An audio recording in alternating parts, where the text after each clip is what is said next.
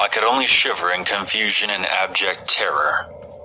He reported that something had knocked the tailgate right off the truck, and then tore out of the patch from inside, and destroyed a huge section of fence. I didn't sleep at all that night. I cowered in terror in the living room, with all the lights on.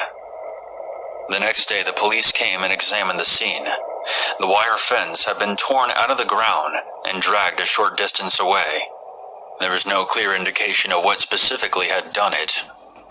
My father and the police were convinced that it was a trespasser pulling a Halloween prank. But I never believed that for a moment. I tried to explain that the dogs had been pounding through the patch minutes before the thing had appeared, and neither of them had made a sound to alert us that there was a trespasser nearby. Furthermore, the entry gate to the patch made plenty of noise whenever the wind rattled it. So if someone climbed over it, it would make even more noise, and we had been sitting right by the gate. Another thing that terrified me is the shape of the thing as it stood. Even if it was a trespasser with an elaborate costume, none of that would even begin to explain the tailgate, the destroyed fence, the nosebleeds, and our dogs being too nervous to approach the patch, or the eyes I had caught a glimpse of. My father went to his grave believing that we had been vandalized by trespassers. My date and I concluded later that whatever it was, it hadn't been human or an animal. I don't tell the story often because I mostly get the same Charlie Brown joke. It was the Great Pumpkin, so no one really takes me seriously. But I've heard that skinwalkers can take the form of anything that best suits their surroundings. Our property wasn't anywhere near a Native American reservation, but I can't think of anything else it could have been. So what do you think it was? Why do they keep looking at each other like that? Because it's I don't know. Well, that was weird. Literally, this guy saw something at night and then left his girlfriend to die. Beep. So this is the last one. Hopefully it's much more scary.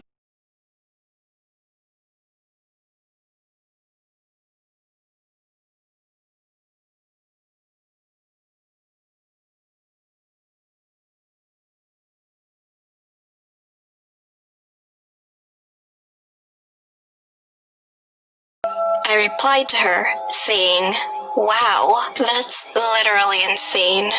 She then started pretending she was close to me and continued to send articles about cat abuse or pictures of dead, such as road-killed cats. Feeling uncomfortable, I slowly began to avoid her, and one day I suddenly felt like she took a picture of me. While she left her seat, I decided to secretly check her cell phone. Surprisingly, the phone was not locked, so I could easily enter her photo gallery. And then, what I saw was horribly shocking. There were over 80 photos of me that I didn't even know she took. I got goosebumps when I saw the folder's name. It had my name. And there was one more folder, Cat, which contained pictures of dead bodies and the several articles that my friend had sent me. This story is about my friend's sister. The friend's family was living in a large apartment complex. One day his sister went out, and this incident happened at that moment. Her ex-boyfriend, who was waiting for her, hit her on the head with a piece of sidewalk block and just killed her. The security ran towards them in surprise, but he ran away, went up to the roof of another apartment complex, and killed himself on the spot. After that, there were 2 memorial altars set up for both the woman and the man, and ironically, they were located right next to each other. And meanwhile, the bereaved family of the man insisted on this. They told my friend's family, "Let's join their souls in marriage." My friend's parents panicked, so they eventually fought with the bereaved family of the man, cursing at them. He told me later that everyone in the memorial altar went crazy that day. One of my teachers told us about a dream she had. She had a dream about 3 or 4 years after her grandfather passed away. In her dream, it was raining hard, and her grandfather, who completely got wet, tried to pass his socks to my teacher. Even though she loved him very much, she kept refusing because she didn't want to receive them for some reason. Then suddenly, the view abruptly changed, and my teacher was in the car. She was driving through a very big tunnel. At some point, she started dozing off, pressed on the brake, and then woke up. She thought it was just a strange dream at first. Another day, she was driving in a car with her husband. She usually doesn't sleep when she's in the car, but she started dozing off in the front passenger seat on that day.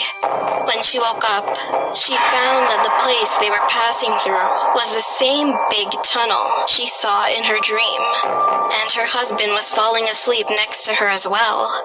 Being startled, she immediately woke her husband up, and they returned home safely. She suddenly remembered her dream, so she visited an expert to get any advice on dream interpretation. And the story goes like this.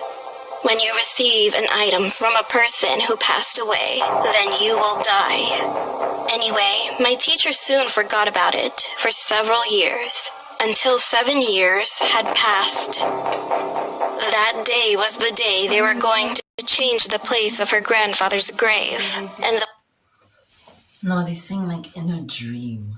Cause like, have you ever even been on a? Have you ever dreamed now? But you can't even control your dreams. Exactly. So that's the thing. If you just gotta hope that you don't accept it. I mean, like, have you ever dreamed and then got something from someone? No. Exactly. That's the scary part, and especially if it's someone dead. Just imagine. Anyway, my teacher soon forgot about it for several years, until 7 years had passed. That day was the day they were going to change the place of her grandfather's grave, and the moment when they opened his coffin, they could see his wet body was floating in water. The strange thing was that the flesh had not yet rotted. She could see that the body had a bit of volume.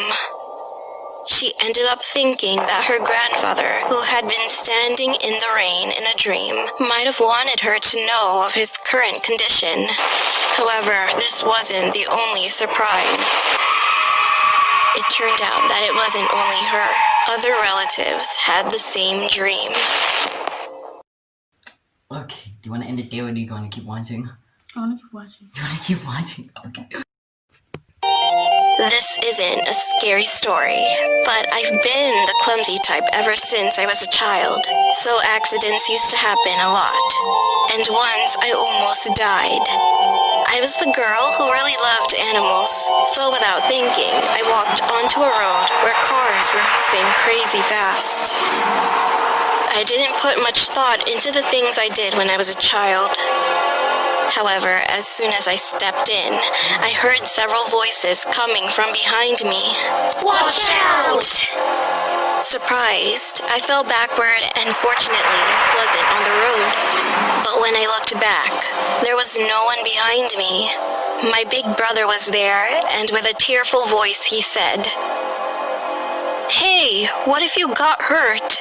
You shouldn't let go of my hand." My brother came out of the store and ran towards me right away. So that must mean that my brother was the only one who called out to me at that moment. However, I then heard dozens of people calling out to me, yelling, "Watch out." Well, she was stupid for going on the road to save a pigeon. Like, girl, get some education. Like she said, she was a child. No, like, would you do that? I was a child and I wasn't that stupid. Okay, girl, get some education. Like, get some education. That's all, guys. Thank you for watching this scary animated stories. That has been me, Wandile, and Ona. See you all next time. Bye!